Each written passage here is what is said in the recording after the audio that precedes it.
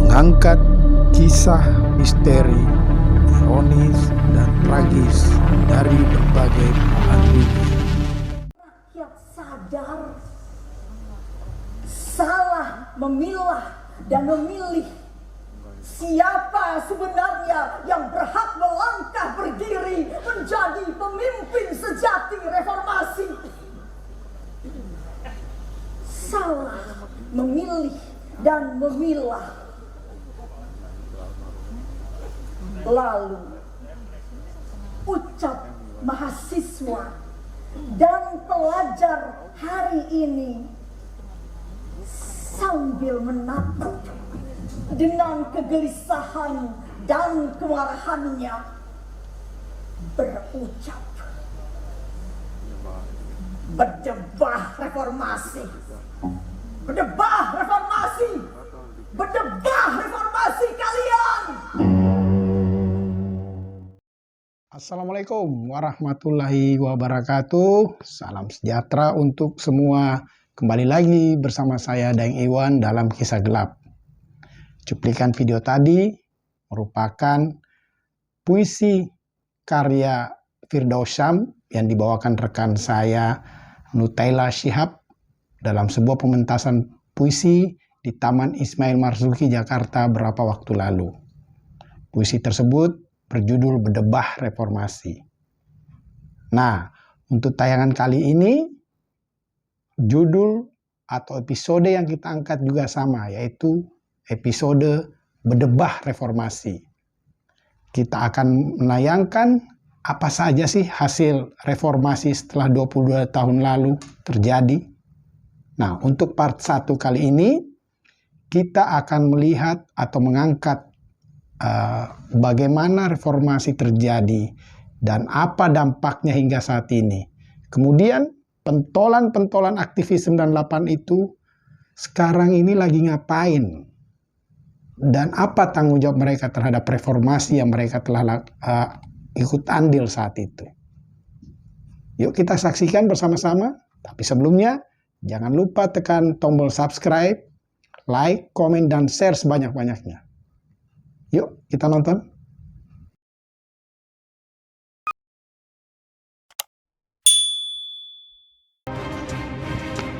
Pada Kamis pagi itu, 21 Mei 1998, sekitar pukul 9 waktu Indonesia Barat di Istana Merdeka Jakarta, Presiden Soeharto berdiri di depan muka mikrofon. Perlahan, Pak Harto mulai berpidato dengan suara serak. Sementara di sekitarnya berdiri sejumlah pejabat negara lainnya, mulai dari Wakil Presiden B.J. Habibie hingga Ketua MPR DPR Harmoko. Ini sekaligus menjadi catatan bersejarah bangsa Indonesia dengan lahirnya momen peralihan kekuasaan dari Pak Harto ke B.J. Habibie. Klimaks dari pidato tersebut adalah pengunduran diri Pak Harto sebagai presiden usai berkuasa selama 32 tahun. Pak Harto mundur setelah aksi demonstrasi yang dimotori mahasiswa dan para aktivis pergerakan yang menuntut reformasi. Sesuai pasal 8 Undang-Undang Dasar 1945, maka B.J. Habibie yang akan melanjutkan sisa waktu jabatan presiden sekaligus mandataris MPR 1998 hingga 2003. Adapun pengalihan kekuasaan yang bersejarah itu berlangsung hanya 10 menit di Presidential Room Istana Merdeka. Beberapa pekan setelah Habibie menduduki kursi presiden, nilai tukar rupiah sempat ambrol hingga mencapai level terlemahnya sepanjang sejarah, yakni di level Rp16.800 pada 1 Juni 1998. Sentimen pasar memang sangat buruk di tengah ambruknya ekonomi negara Asia lainnya. Di tanah air, kondisi ini dikenal dengan istilah krisis moneter atau krismon. Namun, Habibie mampu meyakinkan pasar global dan menjinakkan tekanan atas rupiah meski tanpa dukungan intervensi Bank Indonesia yang kala itu belum memiliki kewenangan stabilisasi rupiah. masa pemerintahan Habibie, rupiah tercatat menguat 34,1% dari 11.200 per dolar US pada 20 Mei 1998 menjadi 7.385 pada 20 Oktober 1999. Rupiah bahkan sempat menyentuh level terkuatnya dalam sepanjang sejarah Indonesia setelah krisis ekonomi 1997, yakni 6.550 rupiah per dolar US pada 28 Juni 1999. Dalam kepemimpinannya, Habibie mengajukan hal yang cukup menggemparkan publik, yaitu mengadakan jajak pendapat bagi warga Timor untuk memilih merdeka atau tetap menjadi bagian dari Indonesia. Hasilnya, Timor lepas dari Indonesia dan menjadi negara terpisah yang berdaulat pada tanggal 30 Agustus 1999. Di tengah upayanya untuk menjawab tuntutan reformasi, seakan agar dirinya mundur dari mahasiswa dan kelompok oposisi terus berlangsung. Mereka bahkan menganggap Habibie tak mampu menjalankan amanah reformasi. Akhirnya, di sidang istimewa MPR pada 13 November 1999, pidato pertanggungjawaban Habibie ditolak MPR. Kepemimpinannya pun berakhir. Sejak saat itu, era reformasi seakan-akan benar-benar telah dimulai.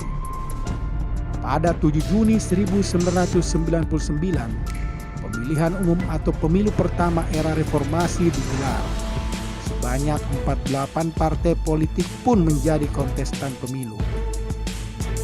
Waktu itu, Komisi Pemilihan Umum atau KPU dinilai berhasil merencanakan dan menyelenggarakan pemilu sebagaimana perintah undang-undang.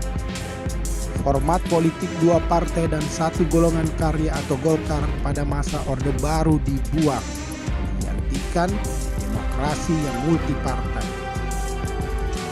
Namun, seiring berjalannya waktu hingga saat ini, harapan rakyat akan lahirnya kehidupan demokrasi dan hilangnya segala bentuk korupsi, kolusi, dan nepotisme yang dulu jadi isu utama melengsarkan Orde Baru tidak terwujud. Pada awal Februari 2022, Economic Intelligence Unit meluncurkan Indeks Demokrasi tahun 2021. Skor rata-rata Indonesia pada indeks itu mencapai 6,71 dari skala 0 sampai 10. Makin tinggi skor, makin baik kondisi demokrasi suatu negara. Skor ini menjadi raihan terendah Indonesia sejak tahun 2006. Indonesia berada pada peringkat 52 dari 167 negara yang dikaji. Indonesia masuk kategori fluid democracy atau demokrasi cacat. Di antara penyebabnya adalah ketidakpastian penyelenggaraan pemilu yang merusak aspek konstitusionalitas, struktural, dan politis pada sistem demokrasi Indonesia. Keberpihakan pada kebebasan sipil belum terjamin, di antaranya akibat penerapan pasal karet pada Undang-Undang tentang Informasi dan Transaksi Elektronik atau lebih dikenal dengan Undang-Undang ITE. Belum lagi penanganan kasus-kasus ekspresi, terutama terhadap orang-orang yang dianggap berseberangan dengan pemerintah terkesan berlebihan. Serta diabaikannya aturan main demokrasi dengan berembusnya wacana perpanjangan batas masa jabatan presiden dari 2 periode menjadi 3 periode. Belakangan, citra Indonesia di mata dunia makin buruk saat terjadi pembunuhan Brigadir Yosua oleh Kadif Propam Irjen Verdi Sambo di rumah dinasnya. Selain Putri Chandrawati, istri Sambo, juga sedikitnya puluhan polisi termasuk sejumlah perwira terseret kasus yang merusak citra Polri.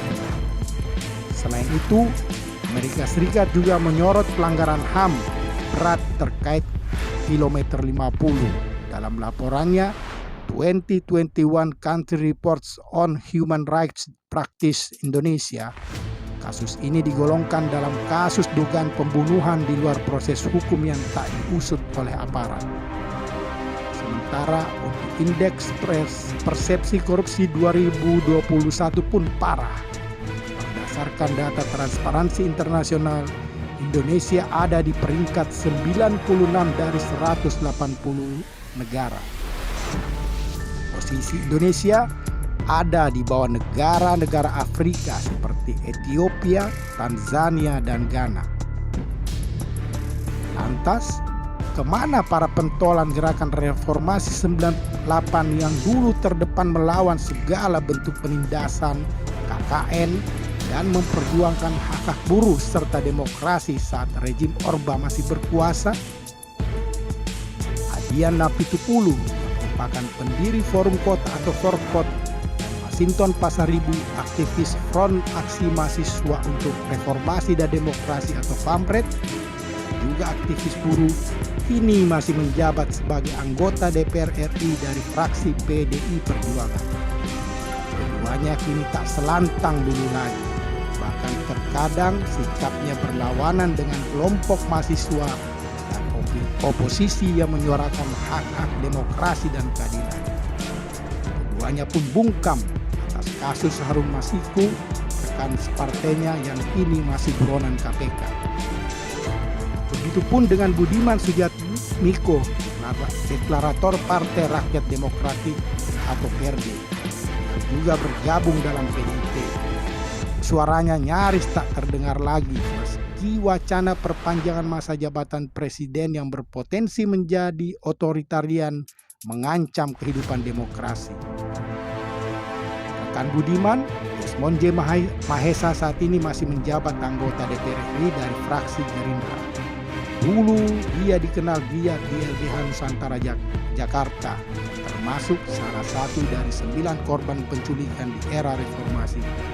Kini suaranya pun sudah jarang terdengar. Sementara Teten Mas Duki saat ini menjabat Menteri Koperasi, dulu dikenal tegas dan keras melawan segala bentuk praktik KKN melalui Indonesia Corruption Watch atau ICW yang dipimpinnya. Teten pun kini tak bersuara lagi, meski rekan sejawatnya di kabinet ada yang terseret kasus korupsi, di antaranya mantan Menteri Sosial Judiari Batubara dalam kasus bantuan sosial, serta Dita Indasari, aktivis buruh yang dulu memimpin Front Nasional Perjuangan Buruh Nasional Indonesia. Saat ini sudah menjabat staf khusus Menteri Tenaga Kerja. Dita tak segarang dulu membela para buruh, kini masih terus memperjuangkan hak-haknya melalui parlemen jalanan. Demikianlah kisah gelap kali ini. Sampai bertemu dalam kisah gelap berikutnya. Wassalam.